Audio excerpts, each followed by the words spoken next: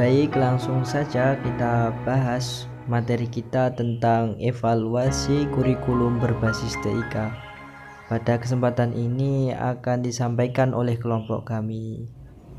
Dan suatu kurikulum, sekaligus menemukan kelemahan yang ada pada proses tersebut untuk diperbaiki.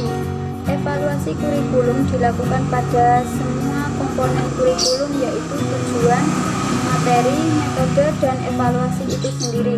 Komponen-komponen ini mewarnai hasil evaluasi yang dilakukan, yaitu tentang validitas, reliabilitas, signifikansi, dan objektivitas.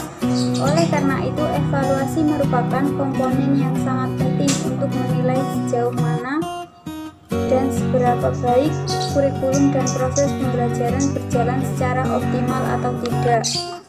Dengan evaluasi dapat diketahui apakah sasaran yang ingin dituju dapat tercapai atau tidak, sehingga akan diperoleh umpan balik terhadap kurikulum atau pembelajaran. Berdasarkan umpan balik tersebut dilakukan perbaikan-perbaikan pada aspek-aspek yang kurang tepat dan pengembangan pada aspek-aspek yang sudah baik. Untuk melaksanakan evaluasi kurikulum dapat digunakan pendekatan sebagaimana yang diungkapkan oleh Ralph W. Tyler, yaitu meliputi 1.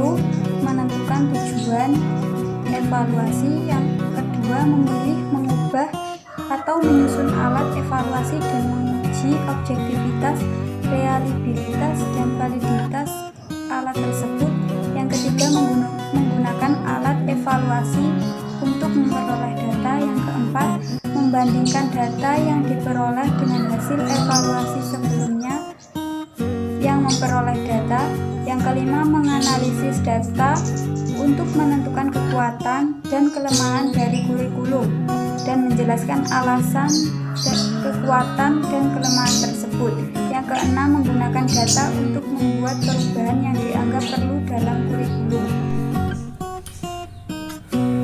Melanjutkan materi dari teman saya, pada kesempatan ini saya mendapatkan materi model evaluasi kurikulum. Jadi ada 4 jenis atau model evaluasi kurikulum. Yang pertama yaitu evaluasi kurikulum model CIPP atau Connect, Input, Proses, dan Produk. Evaluasi terhadap konteks yaitu evaluasi terhadap keadaan yang meliputi proses pembelajaran. Kemudian evaluasi terhadap masukan atau input, yaitu proses pengenalan terhadap keadaan peserta sebelum proses dilakukan. Kemudian evaluasi terhadap proses, yaitu evaluasi terhadap jalannya proses pembelajaran. Selanjutnya evaluasi terhadap hasil atau produk, yaitu evaluasi terhadap berhasil tidaknya peserta mencapai tujuan yang telah ditetapkan.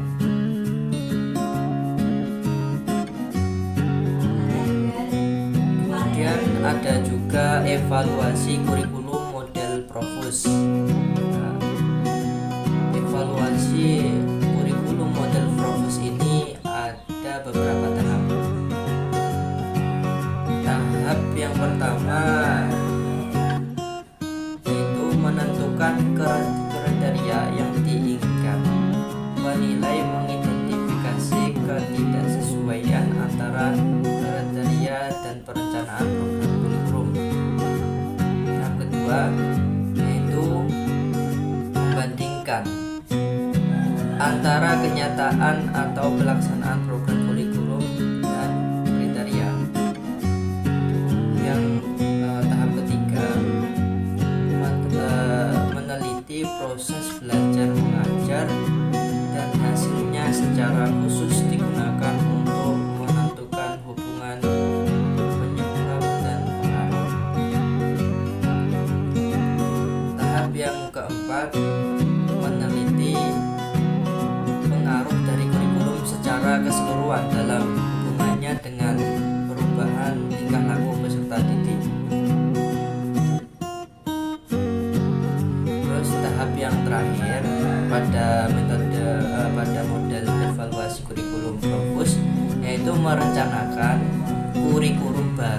berdasarkan data dari pelaksanaan kurikulum yang telah dinilai.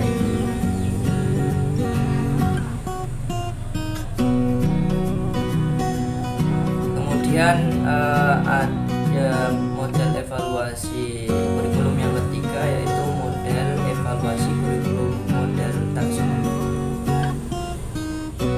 Evaluasi kurikulum model taksonomi lebih ditujukan untuk mengevaluasi pembelajaran meliputi dua aspek, yaitu evaluasi domain kognitif dan juga evaluasi domain afektif. Nah, evaluasi domain kognitif, evaluasi untuk domain kognitif ini dilakukan dengan mengukur tingkat kognisi atau pengetahuan dari peserta didik setelah kegiatan pembelajaran.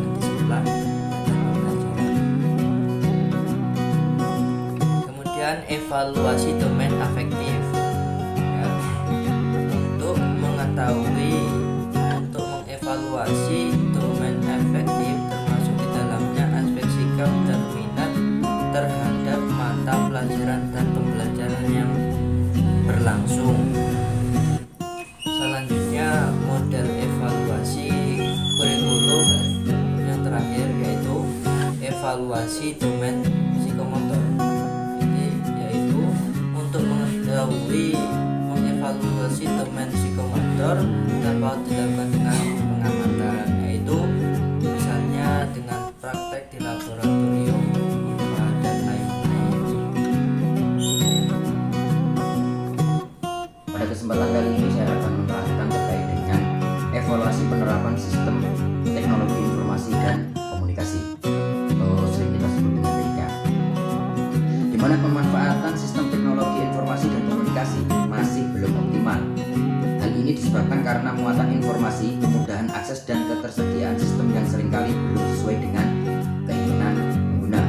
Di samping itu juga karena adanya beberapa kendala sesuai yang diutarakan oleh Effendi Bob Sulaiman pada tahun 2006. Di antaranya adalah karena Indonesia itu termasuk negara kepulauan secara letak geografisnya. Terus kemudian juga distribusi penduduk yang tidak merata dengan tingkat pendidikan masyarakat yang mayoritas belum terpelajar. Setelah itu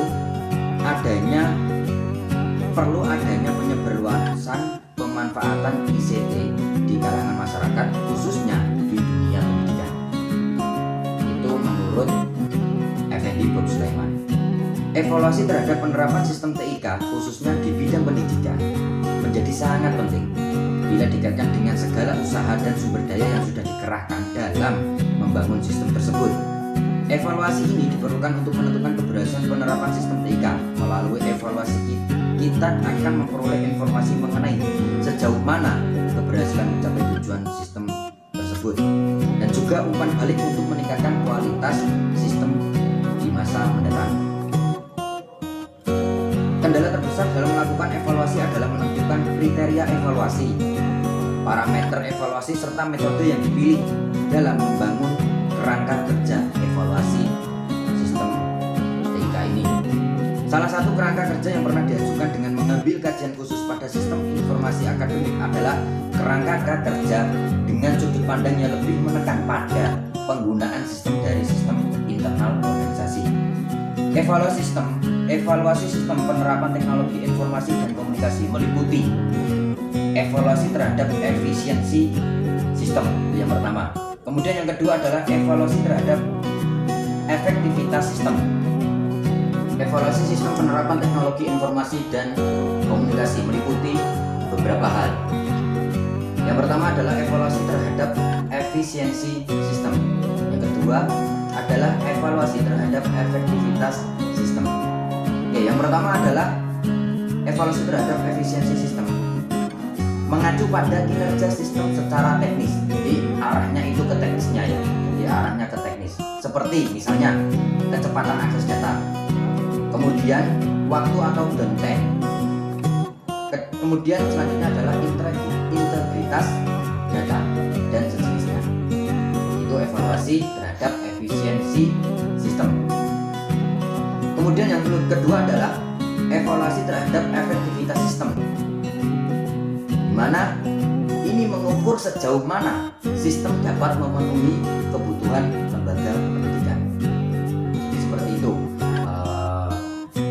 Mungkin itu saja yang dapat saya sampaikan terkait dengan evaluasi sistem teknologi informasi dan komunikasi.